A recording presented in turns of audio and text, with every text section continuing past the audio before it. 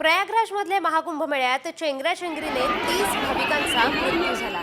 या दुर्दैवी घटनेनंतर आता प्रशासनाला जाग आली। भाविकांच्या सुरक्षेसाठी कडक पावलं उचलत प्रशासनाने 5 मोठे बदल केले।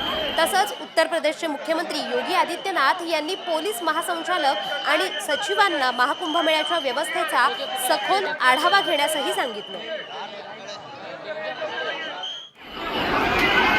महाकुंभमेळ्यात काल चेंगराचेंगरी झाली आणि त्यानंतर आता प्रशासनाला जाग आलेली आहे। भाविकांच्या सुरक्षेसाठी 5 नवे नियम लागू करण्यात आलेले आहेत अशी माहिती समोर येते। या दुर्दैवी घटनेनंतर चेंगराचेंगरीच्या दुर्दैवी घटनेनंतर आता प्रशासनाला जाग आली आहे आणि तसंच उत्तर प्रदेशचे मुख्यमंत्री योगी आदित्यनाथ यांनी सुद्धा काही महत्त्वाच्या सूचना दिल्यात, सखोल आढावा घेण्यास सांगितलंय।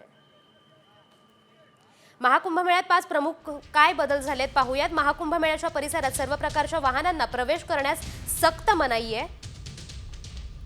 व्हीव्हीआयपी पास रद्द करण्यात आले। तसंच कोणत्याही विशेष पासद्वारे वाहनांना प्रवेश दिला जाणार नाहीये। भाविकांची वाहतूक सुरळीत करण्यासाठी एकेरी वाहतूक व्यवस्था करण्याचं नियोजन करण्यात आलंय। प्रयागराजच्या शेजारील जिल्ह्यातून येणारी वाहनं जिल्ह्याच्या सीमेवरच थांबवण्यात येणार आहेत। 4 तारखेपर्यंत शहरात 4 चाकी वाहनांना पूर्णपणे बंदी करण्यात आली आहे।